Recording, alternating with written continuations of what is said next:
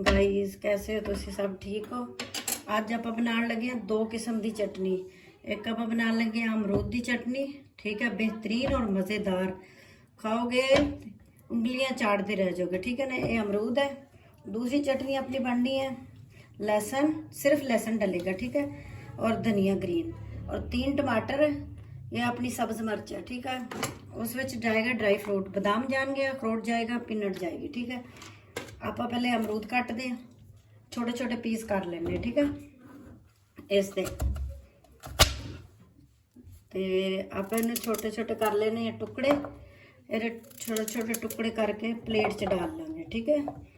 फिर आप इन्हों ग्राइंड करांगे, ग्राइंड करके फिर आप इन्हों फ्राई करांगे, ठीक है, हल्का हल्का फ्राई करके फिर ये अपनी चटनी बन जाएगी जायकेदार ते मज़ेदार। तुसी पापड़ नाल खा सकते हो, ठीक है ना, पापड़ा नाल बहुत अच्छी लगती है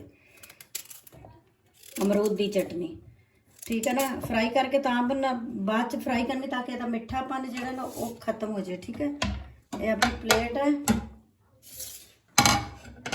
ये टमाटर आप इधर रख दें, इस च आप डाल दें अमरूद, ठीक है ना, छोटे छोटे पीस कर लेने। फिर आप ग्राइंडर च डाल के ना ग्राइंडर आप इनू ग्राइंड कर लेंगे, ठीक है। फिर आप इनू पकावांगे, पका के फिर आप दूसरी चटनी भी दसांगे, आप कट लेने फिर तुहानूं मिलदे जी। देखो ये अपना ग्राइंडर साफ करके धो के रखे, ये अपने अमरूद धुले हुए, ये आप ग्राइंडर च डाल देंगे, ठीक है। इस विच आप ना लहसुन नहीं डालना, सिर्फ अदरक जाएगा, ठीक है। इस चटनी च ये आप अदरक डाल देंगे, आप इनू ग्राइंड करके ले आने, फिर तुम दिखाने, ठीक है। चलो जी, देखो आप कर लिए हम अमरूद कर लिए ग्राइंड, ये अपने ग्राइंड हो गया। देखो आप हम ये साफ कर लेने, सारे कट लेने। इस तरह करके करोगे ना चटनी बहुत मज़े की बनेगी, बहुत टेस्टी। फ्राई पैन अपना हो गया गर्म। अच्छा इस विच ना मैं एक सब्ज मिर्च डाली है, एक सब्ज मिर्च डाल के ना मैं ग्राइंड कर ली इस विच अमरूद दे विच, ठीक है ना। एक मिर्च सब्ज ग्राइंड कर ली है। अच्छा जी, देखो अपना फ्राई पैन हो गया गर्म। आप हुण इहदे विच ना आयल डाल देंगे, थोड़ा जिहा, ज़्यादा नहीं डालना, थोड़ा डालना है, ठीक है। जिस विच आप इहनूं हुण पकाना है चटनी नूं, ठीक है। तो ये आप चटनी दे दें इहदे विच डाल, देखो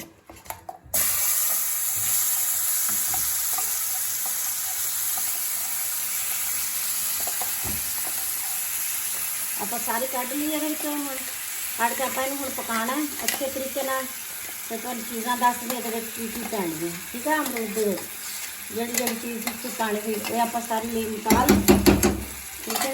ये आप साइड के आप हूँ आस्ता आस्ता हिलाने, ठीक है। ये अपना अमरूद है, ठीक है। तो इसमें अपना पकाना। एक ग्रीन मिर्च डाली सिर्फ मैं, ठीक है, और ज़्यादा ये कुछ नहीं मैं डालिया, कुछ भी नहीं। तो सिर्फ हुण आप पाना थोड़ा जिहा सिरका, सिरका डाल देने आप थोड़ा जिहा, ठीक है ना। देखो ताकि अपनी चटपटी बने। आप इस विच थोड़ी जी पानी है कुटी हुई, थोड़ी जी कुटी हुई मिर्च, इतनी जायके वास्ते, ठीक है, ज़्यादा नहीं डालनी।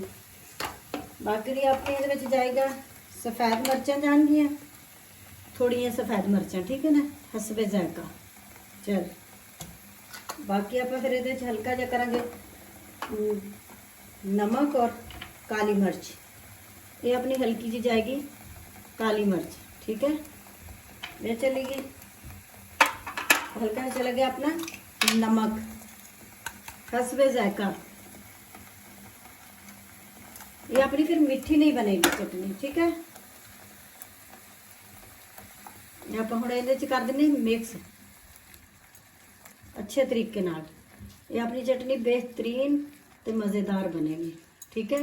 ये आप पापड़ा नाल खा सकते हैं, वो पूरी बनी होती है उसके साथ भी खा सकते हैं, ठीक है ना। ये आप हम इन पकाना, थोड़ी देर पकावांगे चंगी तरह ताकि इसका जायका जो ना बरकरार निकले, ठीक है ना, अच्छा और मज़ेदार बेहतरीन।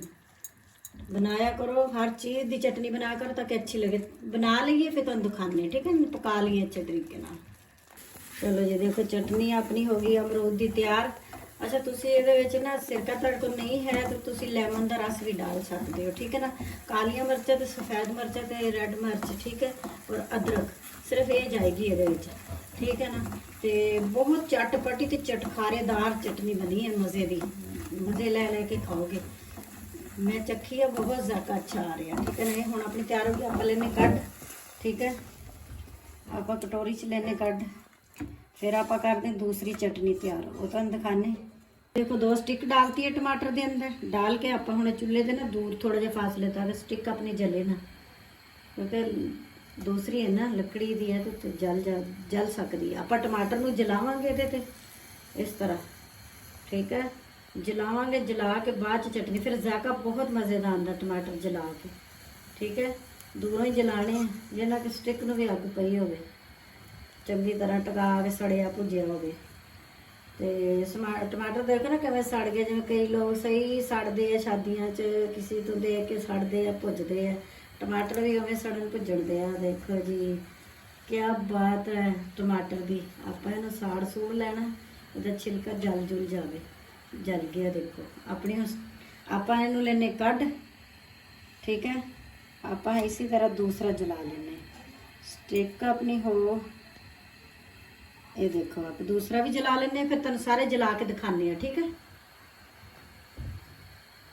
देखो जी टमाटर आप जला ले, जला के आप हम इन्हों कर लेना साफ, ठीक है। छिलका उतार देना, छिलका उतार के ते फिर आप इन्हों कट के ना कट वड टुक के आप डाल देने। तो देखो टमाटरां आप इवें साड़ लिया जिवें इन्हां दी सर्जरी हुई हुंदी है, साड़ सूड़ के तबाह करते आप।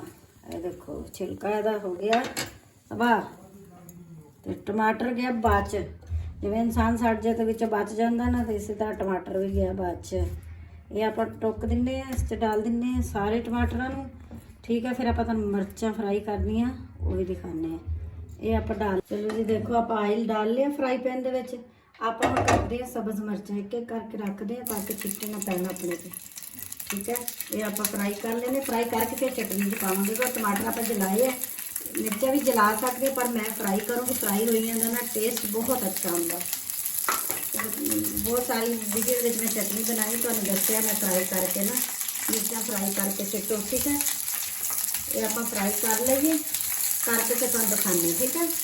तो देखो जी मिर्चा अपनी कितनी सोहनिया फ्राई हो गई। आप इन्ने कने इस टाइम पर आप आके मूँगफली बादाम से अखरोट ये आप सिट देने, ठीक है। ये भी आप इन्होंने हल्के हल्के फ्राई कर लेंगे, ठीक है ना। इसे फ्राई करेंगे ना ये टेस्ट बहुत अच्छा आता, बादाम का अखरोट का। तो थोड़ा जिहा करना, ज़्यादा नहीं करना, ठीक है। अपन भुन लेने, फिर तुहानूं ग्राइंडर च डाल के ना फिर दिखाने, ठीक है ना। बस थोड़ा जिहा आप फ्राई करना, ठीक है। ये देखो अपने टमाटरां दे नाल करके विच डाल देना, ठीक है। थोड़े थोड़े करके तुसीं ना इस तरह। ये चटनी बहुत अच्छी और बहुत मज़े की लगती, सालन नाल खाओ तुसी, रोटी नाल खाओ, तो दूर की रोटी नाल तो बहुत ही ज़बरदस्त लगती है। बना के तो हर चीज़ नूं ट्राई करिया करो, ठीक है। बाकी आप डाल दी ये चीज़ां, ये देखो अपना लहसुन सिर्फ डालना, अदरक नहीं डालना, पुदीना है, लहसुन और धनिया ग्रीन, ठीक है। ये आप डाल दिन्ने, तो बाकी सब्ज़ मिर्च आप डाल दी। आप फिर इन थोड़ा जिहा पकाना एंड ते, ठीक है। आप ग्राइंड करके फिर तुहानूं दिखाने।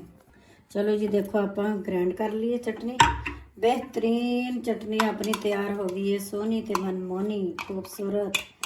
आप हम इन साइड पर ढक्कन कर दें, इनू आप ना तुहानूं दिखाने। फिर इनू आप थोड़ा जिहा ना फ्राई करांगे, थोड़ा जिहा, ठीक है। इस जे आप नमक पाना, कालियां मिर्चां पानी, ठीक है। ये अपना आयल थोड़ा जिहा लेना, ठीक है, ज़्यादा नहीं, बस इतना ही काफ़ी है।